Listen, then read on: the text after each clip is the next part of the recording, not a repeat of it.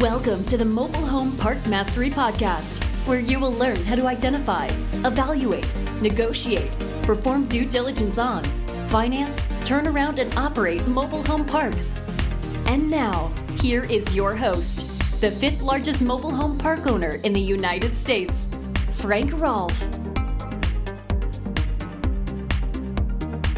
In 1992, Lonnie Scruggs wrote a book called Deals on Wheels that talked about a business opportunity in buying and selling mobile homes inside mobile home parks. It was the birth of a cottage industry. Lonnie drove all over America, literally selling these books out of the trunk of his car. You couldn't go to any kind of event where it was all about mobile home park investing or just new business ideas without Lonnie showing up, hawking as many of these books as he could. And the basic premise was simple in Lonnie's book. You buy an old used mobile home for a couple $1,000, and then you sell it to somebody else for $10,000 with a couple thousand down, so you get all your money back and an $8,000 note at 10%. And Lonnie claimed if you repeated his theory over and over and over, in no time flat you could build $1 million of notes at 10%. At least that was the theory anyway. The problem is the reality did not prove out to be as successful as the book would suggest. And many people got sucked into the Lonnie concept because it showed a very low price point to get in, and it offered vast riches without a lot of effort. Now, unfortunately, many people who were doing Lonnie deals have elected to stop doing them, and suddenly the sheer number of Lonnie dealers is declining. And the big question is, how will that impact the mobile home park industry? This is Frank Rolfe for the Mobile Home Park Mastery Podcast. We're going to explore the world of the Lonnie dealers, review why they are starting to diminish, and then try and forecast what the impact will be. So, Lonnie was a nice guy. I met him at a lot of events back in the olden days, back in the 90s. And he was a very early adopter of the concept of trying to make money with mobile homes, because back in the 90s, no one really cared about mobile homes or mobile home parks. And if you were even dabbling in mobile home parks or mobile homes, you were considered a kind of a weirdo who, should move on to one of those better asset classes like strip centers or self-storage. But in fact, Lonnie was just ahead of his time. He saw opportunity when others did not. And in many ways, he kind of helped the mobile home park industry because a huge number of Lonnie dealers went on to buy parks. So there's certainly nothing wrong with anything that he did. He, in fact, is no longer with us. Lonnie died many years ago. But many people still have a fondness in their heart for Lonnie, and he was always a fun guy to listen to speak and to talk to after an event. But the problem has been that the Lonnie deals haven't worked according to plan. And one of the big problems is that when they brought in the SAFE Act in Dodd-Frank back in 2008 through 2010, it pretty much put a dagger in the heart of Lonnie's theorem, because suddenly overnight you could no longer create notes for mobile homes unless you became a SAFE Act licensed dealer. Now, Lonnie, probably in a good way, died before the SAFE Act in Dodd-Frank came on the scene, because it would have negated his book. It would have required a complete revision of the business model. So Lonnie never saw the fact that, nor would he have imagined that the government would have been crazy enough to create an environment where you could not create notes on homes. But yet they did.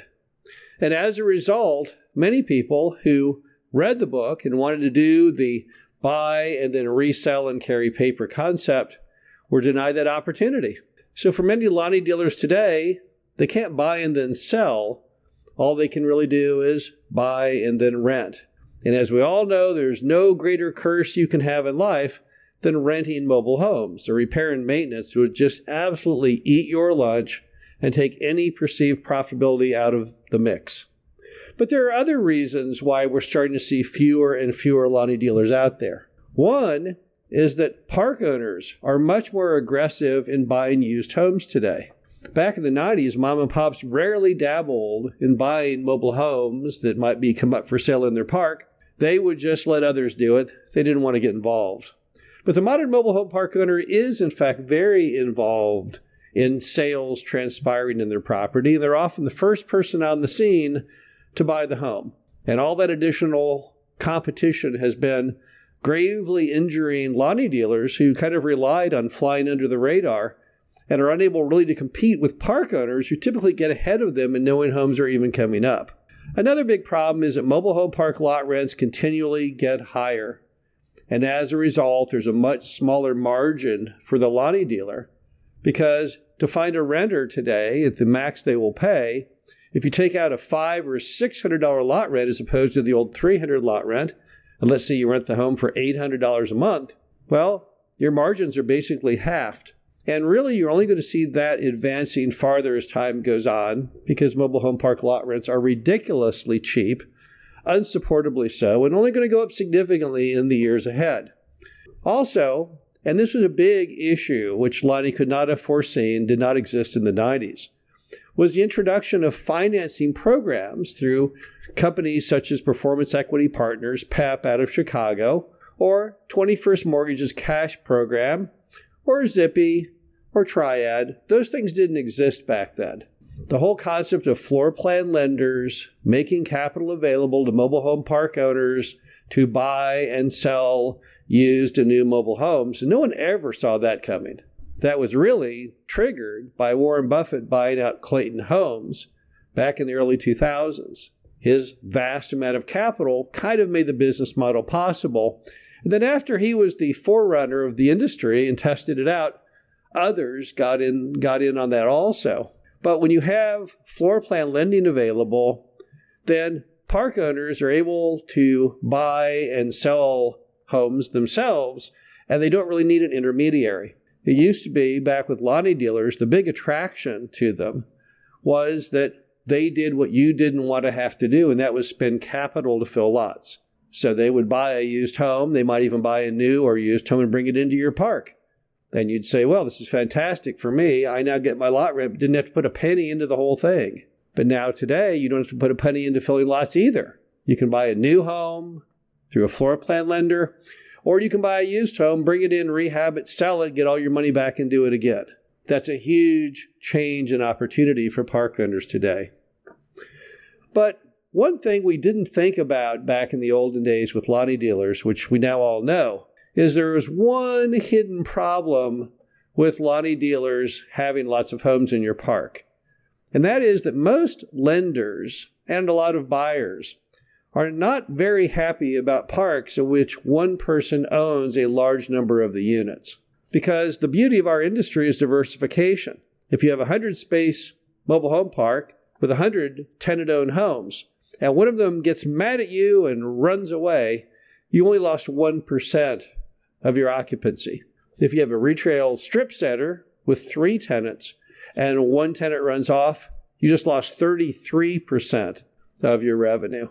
So we learned over time, but many people didn't learn it until they went to sell or refinance their park, that having a lot of Lonnie Deal homes in there was probably not a very good thing to have happen. Today, you probably want to hold your Lonnie Dealer homes with any one Lonnie Dealer done probably not greater than 5% or less of your total home occupancy in the mobile home park. In some ways, the decline of the Lonnie Dealers probably benefited park owners because some were unaware of this hidden time bomb. If you had a park, let's say at 70% occupancy, and you filled the last 30% of occupancy with nothing but Lonnie Dealers, you would think you were ahead. You'd say, look at this. I bought this thing at 70% occupancy. I've driven it to 100%. What a total success I am. Until the sobering moment you went to refi or sell the park, and the bank or the buyer said, oh, no, I can't buy your park after all, or I can't make you the loan because you have too many homes held by one group. If they pulled out, you lose 1/3 of your occupancy. And of course, that would be true. The bottom line is that it's perfectly natural for business things to come on the scene, grow in popularity, diminish, and start to die out.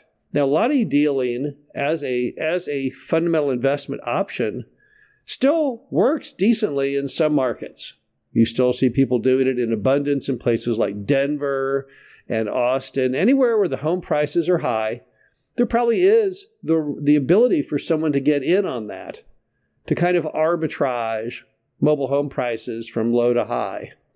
But through most of America, it occurs to me we'll probably see a decline in the sheer number of Lonnie dealers going forward.